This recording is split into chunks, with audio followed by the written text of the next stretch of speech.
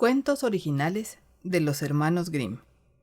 Con voz por Laura Malfoy. Tomo 1, parte 33. El viejo sultán. Un campesino tenía un perro fiel, que se llamaba Sultán, y que se había hecho viejo. Había perdido todos los dientes y no podía morder ya nada con fuerza. Cierto día estaba el campesino con su mujer ante la puerta de su casa y dijo: «Al viejo Sultán lo mataré mañana de un tiro. Ya no sirve para nada». La mujer, que sintió compasión por el fiel animal, añadió: «Ya que nos ha servido durante tantos años y ha sido fiel, podíamos darle el pan ahora como caridad». «¿Qué?», dijo el hombre. «Tú no estás en tus cabales. Ya no tiene dientes, y ningún ladrón siente miedo ante él. Debe morir. Es cierto que nos ha servido bien, pero en compensación ha tenido su buena comida». El pobre perro, que estaba tumbado al sol no lejos de allí, había oído todo eso, y estaba triste de que al día siguiente tuviera que ser el último de su vida. Tenía un buen amigo, el lobo, y se lamentó de la triste suerte que le habían asignado. «Oye, compadre», dijo el lobo, «estate tranquilo, que yo te ayudaré a salir de este apuro. He pensado algo. Mañana por la mañana va tu señor con su mujer al campo y llevarán a su niño pequeño con ellos, porque no queda nadie en la casa. Mientras trabajan, suelen colocar al niño detrás del seto, al sol. Échate al lado como si estuvieras cuidándolo. Yo entonces saldré del bosque y me llevaré al niño, y tú sales corriendo rápidamente detrás de mí, como si me lo quisieras arrebatar. Lo dejaré caer y tú se lo devuelves a sus padres. Creerán que lo has salvado y te estarán tan agradecidos que no te harán ningún daño. Por el contrario, hallarás merced y no te faltará ya nunca nada de nada». La propuesta fue del agrado del perro, y tal como fue pensada, se realizó. El padre dio un grito cuando vio que el lobo corría con su hijo por el campo, pero cuando el viejo sultán lo trajo de nuevo, se alegró, lo acarició y dijo: «No se te tocará ni un pelo. Tendrás tu pan de caridad mientras vivas». A su mujer le encargó: «Vete a casa rápidamente y hazle al viejo sultán un puré de miga de pan, así no tendrá que mascar, y tráele la almohada de mi cama, se la daré para que se eche allí». Desde ese momento le fue al viejo sultán tan bien que no pudo desear nada mejor. Poco después le visitó el lobo y se alegró de que todo le hubiera salido así de bien. «Pero, compadre», le dijo, «espero que hagas la vista gorda. Si yo aprovecho una ocasión para quitarle a tu señor una buena oveja, es difícil hoy en día poder salir adelante». «Ni pensarlo, con eso no cuentes», contestó el perro. «Yo soy fiel a mi señor y no puedo permitirlo». El lobo pensó que esto no lo había dicho en serio, y cuando llegó por la noche en silencio quiso llevarse a la oveja, pero el campesino, al que el viejo sultán había alertado de los planes del lobo, lo cogió y le peinó rudamente con el trillo. El lobo tuvo que escaparse y le gritó al perro: «Espera, mal camarada, ya te arrepentirás de todo esto». A la mañana siguiente envió el lobo al jabalí e hizo que el perro saliera al bosque. Allí arreglarían cuentas. El pobre sultán no pudo encontrar más ayuda que la de un gato, que no tenía más que 3 patas, y cuando salieron de allí juntos, el pobre gato iba cojeando y al mismo tiempo estiraba de dolor el rabo hacia lo alto. El lobo y su ayudante llegaron al sitio convenido, pero cuando vieron llegar a sus contrarios, pensaron que llevaban un sable consigo, pues vieron el rabo levantado del gato, y cuando el pobre animal saltaba en sus 3 patas, no pensaban sino que cogía piedras para tirárselas. Entonces les entró miedo a los dos. El jabalí se escondió en el follaje y el lobo saltó a un árbol. Cuando llegaron el perro y el gato, se asombraron de que no podían distinguir a nadie, pero el jabalí no se había podido esconder del todo y sus orejas sobresalían por encima. Mientras el gato miraba a su alrededor cuidadosamente, el jabalí movió las orejas. El gato, pensando que allí se movía un ratón, saltó y le mordió con fuerza. Entonces se incorporó el cerdo con un enorme chillido y salió corriendo mientras gritaba: «¡Allí en el árbol está el culpable!». El perro y el gato levantaron la mirada hacia arriba y divisaron al lobo, que, avergonzado de haberse mostrado tan cobarde, aceptó hacer las paces con el perro.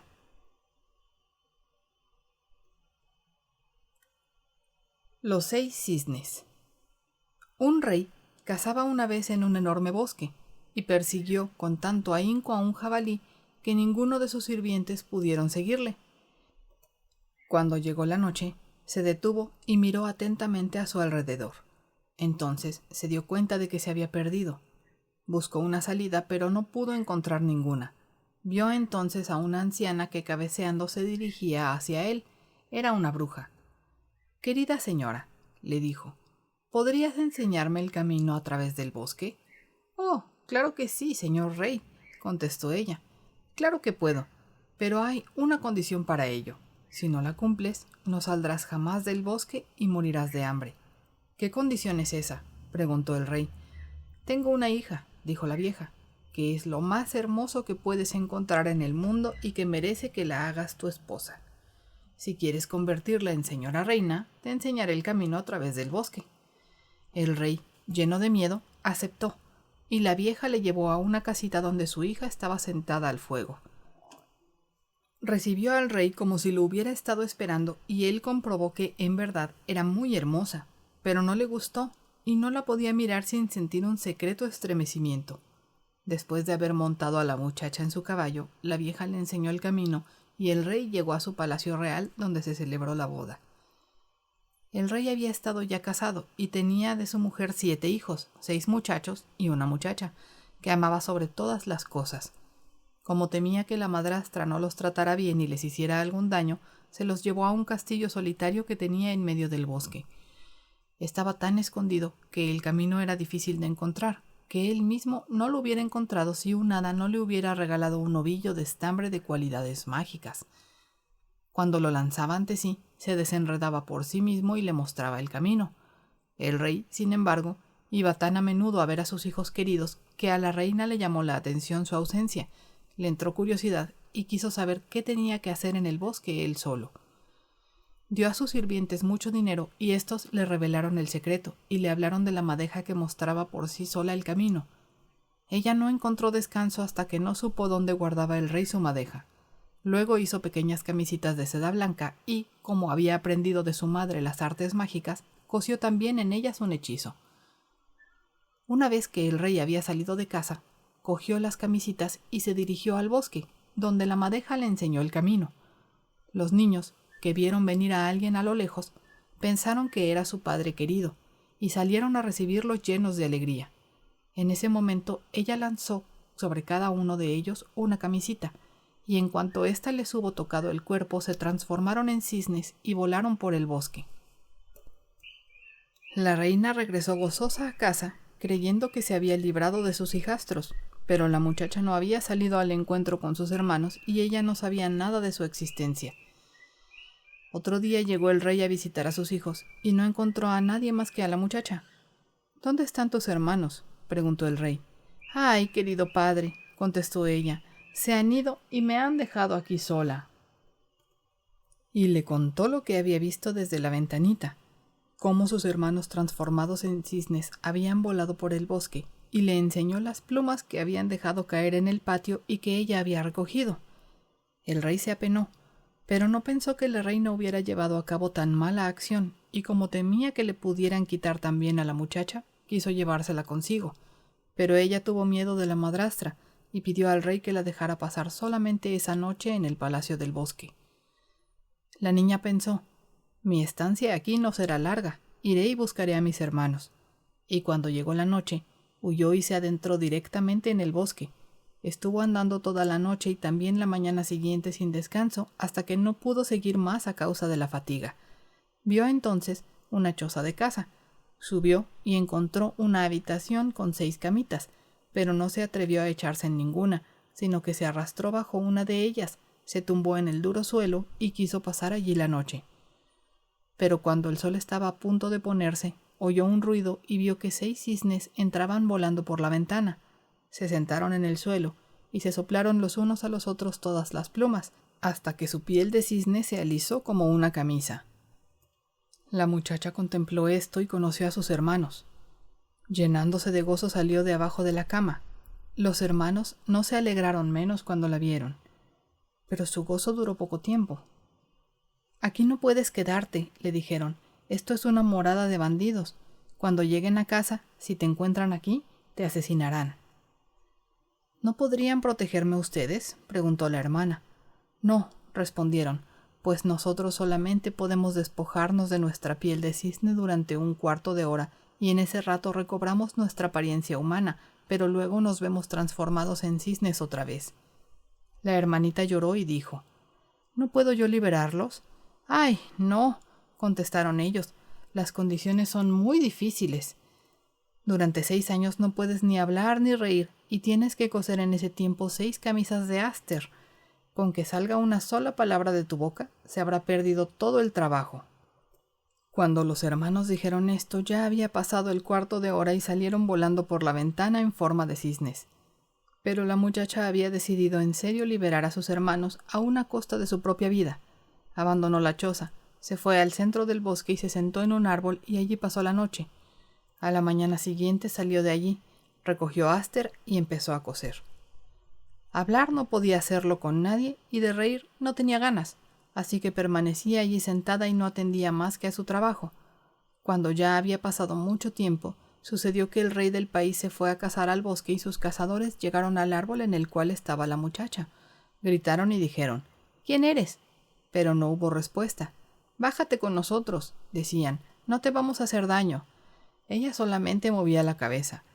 Cuando la siguieron molestando con preguntas, les lanzó su cadena de oro y pensó que con eso los contentaría, pero ellos no dejaron de insistir. Entonces les lanzó el cinturón, y eso tampoco le sirvió para nada, sus ligas, y poco a poco se quedó solamente con su camisita. Los cazadores no se dejaron arredrar por ello, treparon el árbol y bajaron a la muchacha, llevándola ante el rey. El rey le preguntó, ¿quién eres? ¿Qué haces en el árbol? Ella no contestó y permaneció muda como una tumba. Ella era tan hermosa que el rey se sintió impresionado y lleno de gran amor por ella.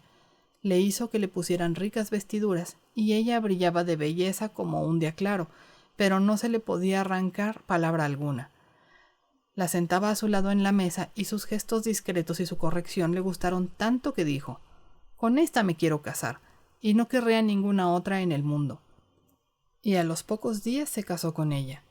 El rey, sin embargo, tenía una madre malvada que estaba descontenta con la boda y hablaba mal de la joven reina. «¿Quién sabe de dónde viene esta muchacha?», dijo. «La que no puede hablar no es digna de un rey».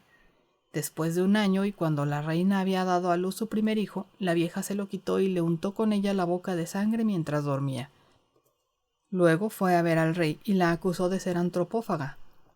El rey no lo quiso creer y no podía soportar que se le hiciera el menor daño. Ella permanecía constantemente sentada y cosía las camisas sin atender a ninguna otra cosa. La segunda vez que tuvo un niño, la malvada suegra empleó el mismo engaño, pero el rey no pudo decidirse a prestar crédito a sus habladurías. Él dijo, «Es demasiado buena y piadosa para hacer tal cosa, y si no fuera muda y pudiera defenderse, su inocencia saldría a la luz». Pero la tercera vez que la vieja le arrebató el niño recién nacido y acusó a la reina, que no dijo la más mínima palabra en su defensa, el rey no pudo hacer más que entregarla a un tribunal y éste la condenó a morir quemada. Cuando llegó el día en que tenía que ser llevada a cabo la sentencia, había pasado precisamente el último de los 6 años en los cuales no le había estado permitido ni hablar ni sonreír, y había conseguido liberar a sus queridos hermanos del poder del encantamiento.